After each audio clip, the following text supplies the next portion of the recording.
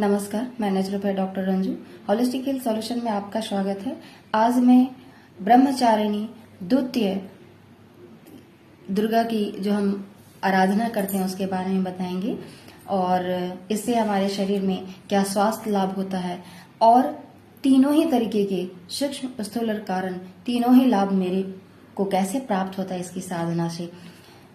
ब्रह्म का अर्थ ही होता है तपस्या और चारिणी का अर्थ यानी आचरण, मतलब जो ब्रह्मचारिणी का पूरा अगर हम अर्थ बताएं तो तप का आचरण करने वाली या डिसिप्लिन को पालन करने वाले या वाली वो ब्रह्मचारिणी है। ऐसे भी आयुर्वेद में कहा गया है कि अपने ब्रह्मचर्य को नष्ट ना करें, मतलब उसका यही इसी से तात्पर्य है कि हम अपने ब्रह्मचारिणी मतलब तप, जो शरीर की जो सारी शक्तियां सात धातुएं हैं वो जो मुझे मिला है उसका हम बर्बादी ना करें, उसको बनाए रखें। इसलिए कहा गया है कि ब्रह्मचारिणी का मतलब तप का आचरण करने वाले, मतलब डिसिप्लिन का पालन। कौन सा डिसिप्लिन? शरीर के डिसिप्लिन, स्वास्थ्य के डिसिप्लिन और सारे डिसिप्लिन के साथ जो हम तप करते हैं वो तप की ब्रह्मचारिणी कहलाती है। इसके पालन से क्या होता है? इसके पालन से तप, त्याग, वैराग्य, सदाचार, संयम की वृद्धि होती है। अब जब हम ये तप करते हैं तो क्या होता है? त्याग। कैसा त्याग? अंदर से एक फीलिंग आता है मुझे ये नहीं करना चाहिए, ये मेरे लिए अच्छा नहीं, ये मेरे शरीर के लिए अच्छा नहीं। ये सारे इंडिकेशंस बॉडी आपको खुद देता है। वैराग्य, वो चीजों को आप छोड़ना स्टार्ट कर देते हैं, उसे आप लगता है कि नहीं करना चाहिए और आप नहीं करते हैं कुछ दिन तक। सदाचार, खुद ब खुद अच्छी आचरण आपके आना शुरू हो जाता है, आप करना शुरू कर लेते हैं। संयम, जब आप अपने हर चीज का संयम रखा है तो आपको हर चीज में वृद्धि मिलता है और इसमें ज्यादा संयम की वृद्धि, जब ये सब आप पालन करते हो तो संयम की वृद्धि ऑटोमेटिक होगी। जीवन के जो भी कठिनता है वो सब सरलता में बदल जाता है। क्यों? क्योंकि आपकी क्षमता बढ़ गई। इसलिए सर्वत्र सिद्धि व विजयी, आप हर जगह विजयी होंगे और हर जगह आपको सुलभता से हर काम बनेंगे। तो सर्वत्र सिद्धि लोग कहते हैं, धर्मशास्त्र कहता है और संत लोग कहते हैं कि जब आप किसी काम को बहुत अच्छे से करते हैं नियम पालन से तो आपकी सिद्धि बढ़ती है। सिद्धि मतलब आप 1 बाय 1 काम करते चले जाएंगे तो 100% में 100% आप एक्यूरेट काम करेंगे तो वो सिद्धि होती है। वो धर्म के भाषा में कहे जाते हैं, लेकिन इधर के भाषा में हम क्या कहते हैं कि गुड और एक्यूरेट पंक्चुअलिटी और अच्छे कार्य, मतलब इंटेलिजेंट, बहुत अच्छे मानव, इस तरीके से हम लोग इसे अपनी भाषा में कहते हैं। आयुर्वेद भी यही कहता है कि आप जब तक अपने ब्रह्म का आचरण, अपने ब्रह्मचर्य का आचरण ठीक नहीं रखते हैं तो आपके स्वास्थ्य तो खत्म होंगे ही होंगे। तो दुर्गा पूजा की द्वितीय दुर्गाओं का जो हम पूजा करते हैं उसमें यही हमें शिक्षा मिलता है और यही पूरी डिसिप्लिन मिलती है कि आपको कैसे चलना है, कैसे संयम रखना है। यही महिमा है द्वितीय ब्रह्मचारिणी का। जो रोगी होते हैं उनको कराया जाता है और आयुर्वेदाचार्य के द्वारा आजकल, पहले कराया जाता था रोगी को, आजकल तो प्रकृति ही करा लेती है। पहले तो प्रकृति कराती थी, आजकल चिकित्सक कराते हैं।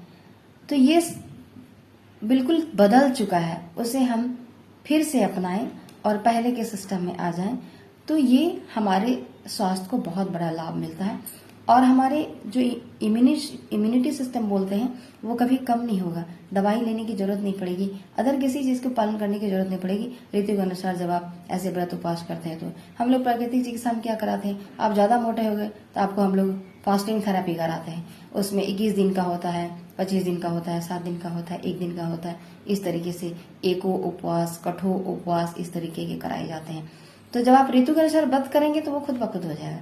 तो इसलिए नवरात्रा में नव देवियों का पूजन करके हम अपने साहस, शक्ति, धैर्य, ब्रह्मचर्य का पालन करके अपने हर चीज को ठीक कर लें। ये हमारी प्रकृति की डिसिप्लिन है।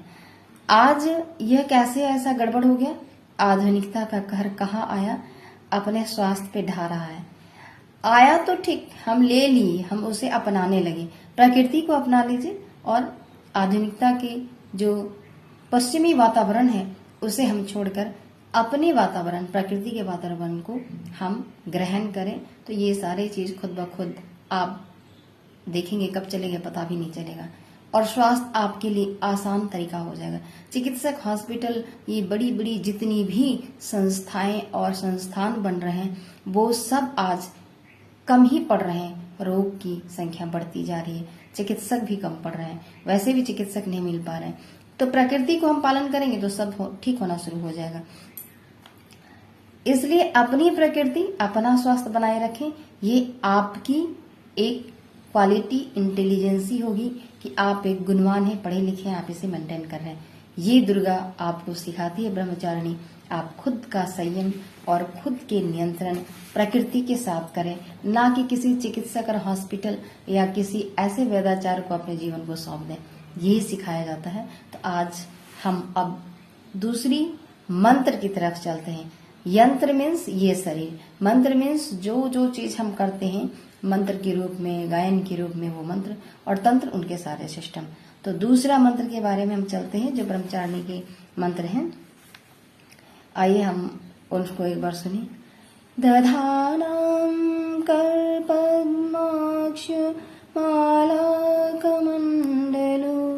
देवी प्रसीदतु मयि ब्रह्मचारिण्यनोत्तमा ब्रह्मचारिण्यनोत्तमा ब्रह्मचारिण्यनोत्तमा।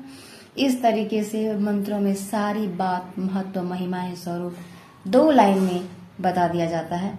पर हम नहीं समझ पाते हैं तो हम उसे समझ नहीं पाते, तो जान ही नहीं पाते, तो फिर करेंगे कैसे।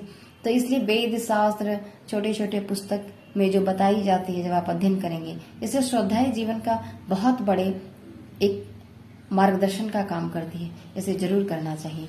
आज के लिए यहीं तक, फिर अगले दिन के लिए मैं आपके सामने प्रस्तुत होंगी। धन्यवाद।